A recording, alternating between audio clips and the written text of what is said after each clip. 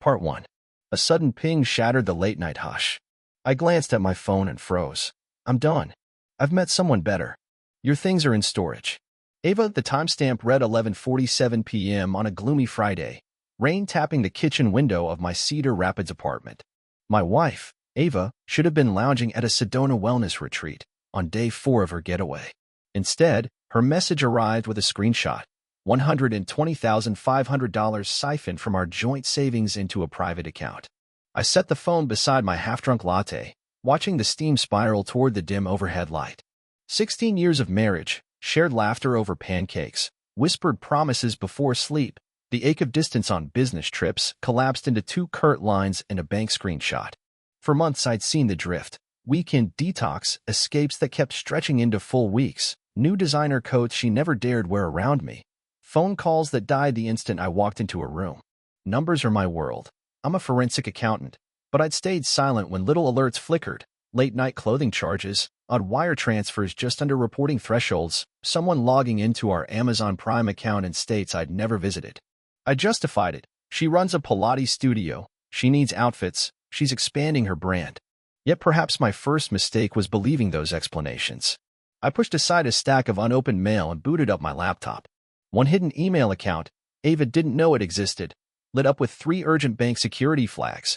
Password reset requested, login attempt from unrecognized device, 2-factor authentication bypassed. Whoever was behind it had Ava's details to the letter. Her thoroughness was impressive. I inwardly respected how meticulous she could be when she wanted to be. On impulse, I picked up my phone and typed 2 words, good luck. Then I hit Ava's brother's contact, my brother, Jason. Jason, it's time, I said when he answered, voice quiet. He paused. You're going through with it? She just pulled the trigger. Right, he replied softly. I'll handle everything. I closed my eyes and pictured the only remaining photo of us on the wall, the wedding portrait from our Iowa State alumni gala. We were beaming, youthful, hopeful, oblivious to what lay ahead. That snapshot had survived because it was the one frame Ava didn't pack away. I should have noticed that, too. I first met Ava Reynolds at that very gala. I was 40, newly divorced, chasing clients. She was 33, radiating energy, absolutely uninterested in my forensic cases. I don't want the gory details, she'd laugh, tossing her hair. Just make enough so I can keep my studio ticking. Our attraction sparked over drinks, her contagious laughter, my quiet confidence. By year's end, we'd moved in together. A year after that, we said, I do. I poured my heart and bank account into her dreams. When she launched her Pilates studio, I emptied my savings. When she demanded a loft in a trendier district, I signed the lease. When she glowed over luxury SUVs and beach retreats in Bali, I nodded and handed over my credit card. Never once did I balk. A warning from my father echoed in my mind. We'd been fixing his deck one Saturday afternoon when he set down his hammer and said, Son, when you see her splurging on your money, make sure she truly appreciates the sweat behind those bills. I'd laughed it off, old man paranoia. But the memory stung now, like a cautionary whisper from the past. Around year 6 of our marriage, I quietly restructured my assets. Nothing illegal, just a series of protective moves. 2 LLCs, a trust holding, a sprinkle of crypto investments, an offshore line for international clients. Ava knew only about our joint checking and savings. The rest was hidden behind corporate veils. Meanwhile, her online presence exploded. Instagram followers soared into 5 digits. She hobnobbed with wellness influencers, jet-setting for retreats that morphed from weekends to weeks on end. Trust me, you'd hate it, she'd smirk when I asked. It's all green smoothies and sound baths. Last winter, she forgot my birthday. I mentioned it over coffee. She apologized the next morning by gifting me a Rolex. I accepted the watch, and that night, under the cover of darkness, I signed the final paperwork on my contingency plan.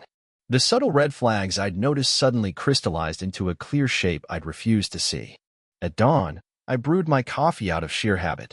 Even when everything crashes, routines cling on. Opening my custom financial dashboard, a system I'd built for clients but adapted for personal use, I initiated our emergency protocol.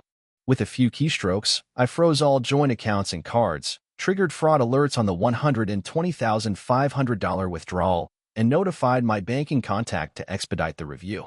I stared out the window at the gray morning sky, rain still tapping softly.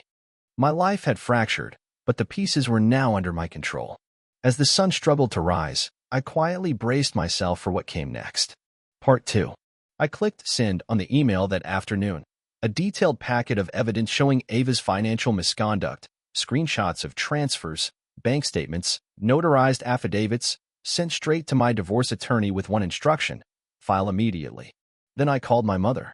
Ava left me, I said flatly. She drained our savings and moved my things out while I was at work. Her silence stretched for a beat.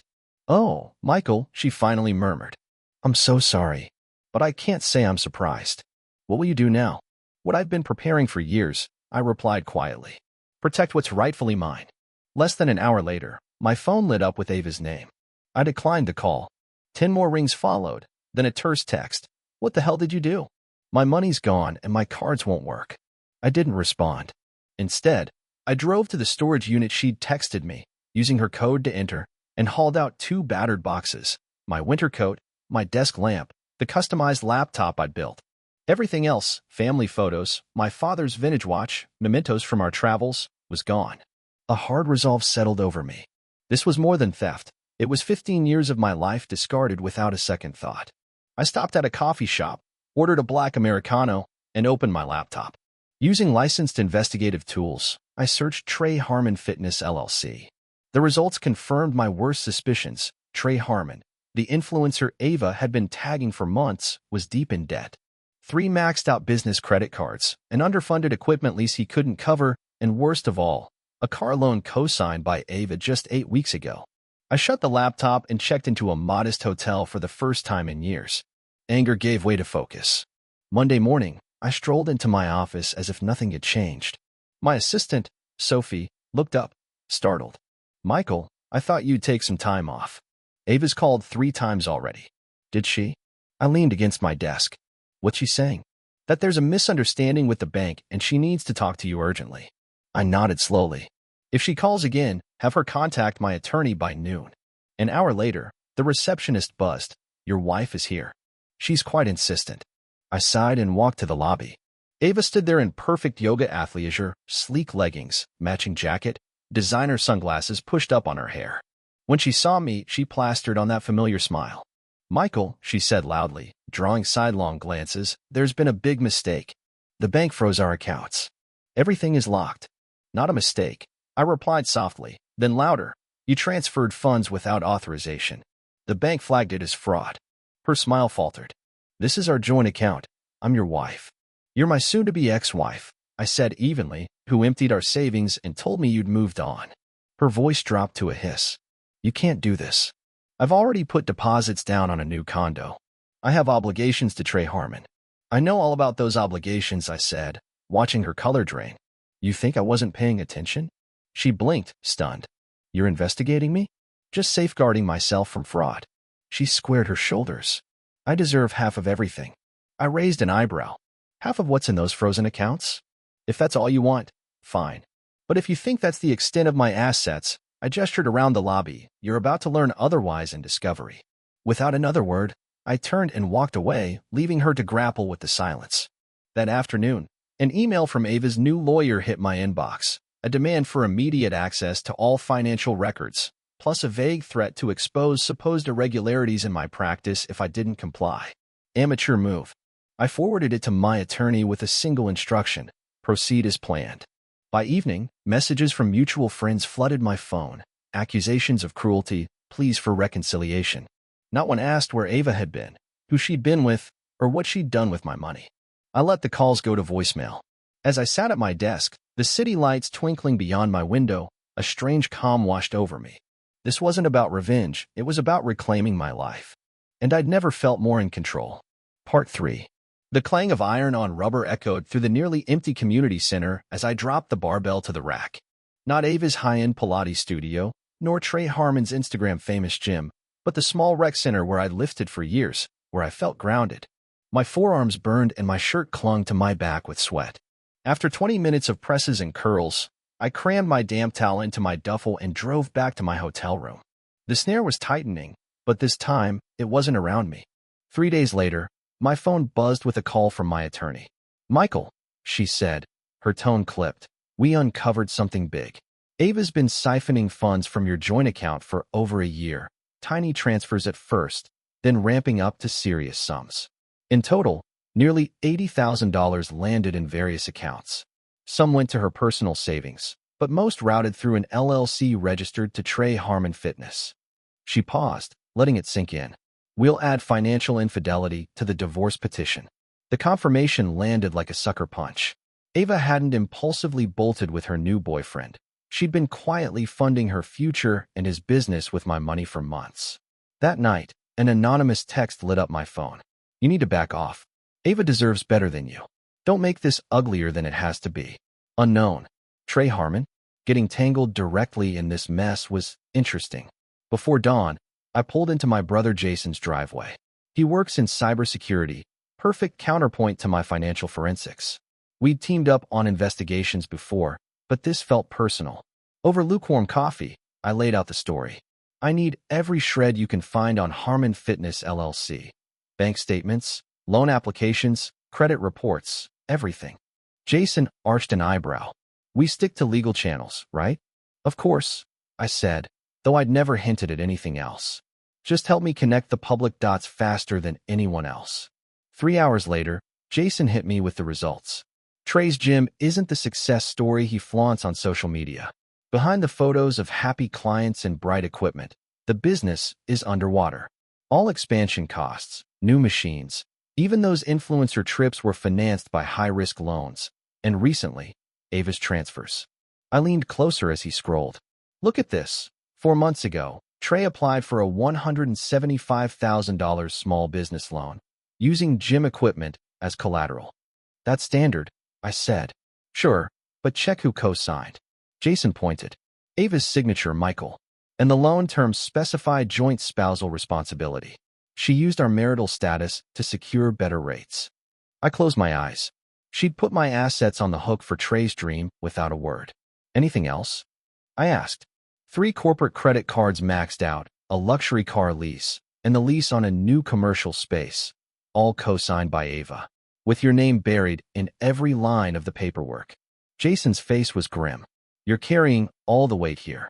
Outside, kids played tag under the bright autumn sun, oblivious to adult betrayals. I stared at them and finally whispered. She had no idea what she'd done. And he doesn't either. The next morning, I met with my attorney and laid out every damning document. We need a rush order, I said, before they catch on. She nodded, flipping through loan agreements and bank advice memos. We'll file for emergency asset protection today. The loan fraud alone is enough to freeze everything until the divorce wraps up. Later that afternoon, I pulled into the lot at Trey Harmon Fitness.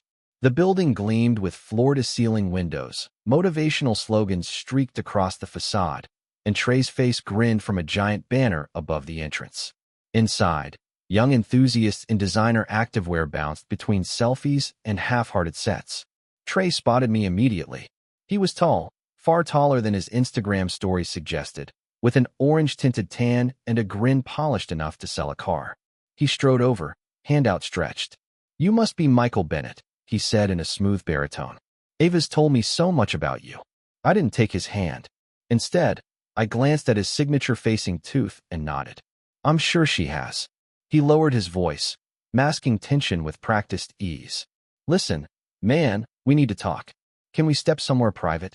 His words hung in the air between rows of treadmills humming quietly.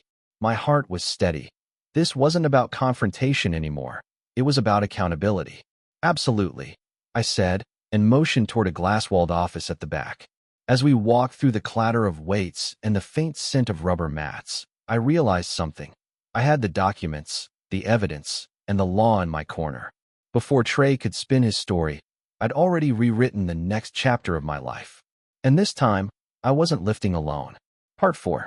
Trey's confident grin wavered as he guided me into his glass-walled office, visible to the gym floor yet acoustically sealed.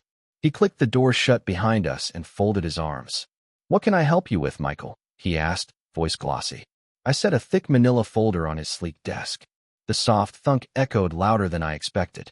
This, I said, sliding it toward him, contains every document tying you to Ava's loans, credit lines, and leases, all guaranteed by our marital assets. He lifted the folder with a wary hand and flipped it open. I don't follow, he murmured. Ava and I negotiated these as standard business deals. They're legitimate. Maybe so, on paper, I replied, leaning forward. But the banks approved them based on our combined income and assets she no longer controls. His tanned face went ashen while his eyes darted over page after page. Ava's signature, my name stamped as co-borrower, collateral clauses listing our condominium and joint investments. He closed the folder abruptly. What exactly are you asking of me? Nothing financial, I said, rising from my chair. I'm not here to extract a cent. My only goal is to let you know what's coming. I tapped the folder. The banks will demand repayment imminently. You'll get a call by tomorrow morning. His jaw tightened. Ava told me you were well off. That money wouldn't be an issue. Hasn't been, I agreed. Trust was the issue. I turned toward the door, then paused. One more thing, I said softly. When Ava moved out, she took items that matter beyond dollars. Family photographs, my father's watch, my old college journal. They're irreplaceable. Trey exhaled, his posture shifting from defense to tentative concern. I'm not sure what. Let me see what I can recover. I offered a nod and slipped out, letting the door click shut behind me. The next afternoon, a brown courier box arrived at my hotel reception. Inside, neat tissue paper bundles revealed my missing heirlooms, sepia-toned snapshots of childhood summers, my dad's silver pocket watch glinting against velvet, and the faded moleskine notebook I'd filled with college dreams. No note accompanied the package, just a silent peace offering. An hour later, my attorney called with good news. The court had granted our emergency asset freeze. All joint accounts, credit cards, and lines of credit would remain locked until the divorce concluded. I logged into my dashboard and scanned the alert log. 17 attempted withdrawals from our frozen account within the past day, plus multiple open inquiries for a new home equity line. Denied. My phone buzzed with Ava's name again. This time, I let it ring. At last, I swiped to answer. What have you done? She demanded, voice rough around the edges. The bank called in Trey's loans, every single one. They'll seize the equipment tomorrow morning. Her breath hitched. You're vindictive, Michael. You're destroying him just to hurt me. I kept my tone even. I'm not targeting Trey. I'm protecting myself from your fraud. You leveraged our marriage to secure his funding without my knowledge. That's illegal. She faltered, the anger draining out of her. We can fix this. Come home, and we'll talk. 15 years of marriage, and she still believed I'd been to those empty words. I paused, feeling the weight of every sleepless night and every betrayal. There's nothing left to discuss, I said firmly. The divorce will move forward, the fraud investigation will proceed, and Trey will learn that due diligence isn't optional. I ended the call and blocked her number. That night, I slept more soundly than I had in months. 3 weeks later, I sat at the head of a polished oak conference table. Soft overhead lights glinted on the gavel-like paperweights in front of each seat. My ex-wife, Ava Reynolds, entered with her attorney, both wearing expressions that mixed exhaustion and forced poise. Her designer blazer and flawless makeup couldn't mask how taut her shoulders were. Ava's lawyer cleared his throat. My client is willing to negotiate an equitable division of assets, provided the aggressive tactics cease. I glanced at my own counsel, who offered a small, confident smile. Then I leaned forward and slid a single-page document across the table toward Ava's attorney. This just arrived from the bank, I said. Their fraud investigation concluded that Ms. Reynolds forged my signature on multiple loan and lease documents, using our marital assets without my consent. Ava's lawyer skimmed the page, face blanching. We'll need time to review this, he stammered. Of course, my attorney replied. But you should know the bank has already referred the case to the district attorney's office. This mediation is a courtesy before criminal charges are filed. She tapped the paper. Loan fraud is a Class D felony here. If Ms. Reynolds is prepared to sign our settlement agreement today, Mr. Bennett is willing to provide a statement that may mitigate any criminal implications. Ava's eyes flicked to me, pleading silently. Her breath caught. Criminal charges? She whispered. I met her gaze unflinchingly. That's standard procedure when someone commits fraud, I said quietly. Seconds stretched. Then Ava's attorney nodded slowly, gathering his papers. The tension in the room pulsed like a held breath finally released. I exhaled, feeling the tight coil in my chest unwind. In that stark conference room, I realized the old life was gone. Betrayal had forced a reckoning, one that would carve out a new beginning, untainted by deceit. And for the first time since this nightmare began, I felt ready to move forward. Part 5. A pale afternoon sun streamed through the blinds as I reread the final agreement. I watched Ava's meticulously built world unravel. She must have expected outrage, desperation, or a flood of pleas. Instead, she met only quiet resolve. "The settlement is generous," I began, voice low. "You keep your Pilates studio. It's always been profitable. Your car and personal items are yours to keep. There will be no spousal support. You accept responsibility for all debts you incurred in my name and Trezz." Ava's eyes flickered across my attorney's poised profile. Her lips parted in a faint gasp. "Trezz' liabilities are his problem," my lawyer interjected smoothly. "Without your guarantees, the bank has already begun repossessing equipment." A moment later, Ava signed her name, her signature trembling on the dotted line. As we stood to leave, she reached for my arm. "I never thought you'd fight back like this," she whispered, the weight of 15 years in her voice. I pulled free with a calm shrug. "That was always my choice," I replied gently. "Just as walking away is yours." For weeks later, I swapped the hotel suite for a modest craftsman bungalow on Elm Street, just north of downtown Cedar Rapids. The place was rough around the edges, faded hardwood floors, a sagging porch, and a yard littered with broken flower pots. Perfect. I spent evenings sanding cabinets and laying fresh tile, letting the rhythm of renovation drown out old regrets. Through mutual acquaintances, I learned that Ava had relocated to Montana, her Instagram feed now dotted with pine-clad vistas and platitudes about fresh starts. Trezz's glossy fitness brand had been snapped up by a national chain, and he decamped to Atlanta to rebuild his empire. Neither of them mentioned the downfall. Failures rarely make good publicity. One Saturday, Jason swung by, toolbox in hand. We crouched under the kitchen sink, fitting new plumbing lines. "Heard from Ava?" he asked, tightening a compression nut. "Not a word," I said, wiping sweat from my brow. "And I don't expect any." Jason sat back on his heels. "You could have gone after her hard, fraud charges, asset seizure. But you didn't." I ran a rag along the counter. "What good would that do? She's not my problem anymore." We worked in companionable silence for a while, measuring, cutting, and installing drawers in a soothing cadence. Then I leaned against the edge of the countertop. "I'm thinking of taking some time off. Maybe head up to Lake Superior, do some fishing at Dad's old cabin." Jason nodded, a small smile tugging at his lips. "He'd like that. You haven't been there since he passed." That evening, I poured a neat measure of bourbon and settled into a creaky rocking chair on the back porch. The neighborhood was tranquil, only the occasional bark or a distant car breaking the quiet. No landscaped HOA lawns or gated entries, just honest front porches and kids racing their bicycles down the street.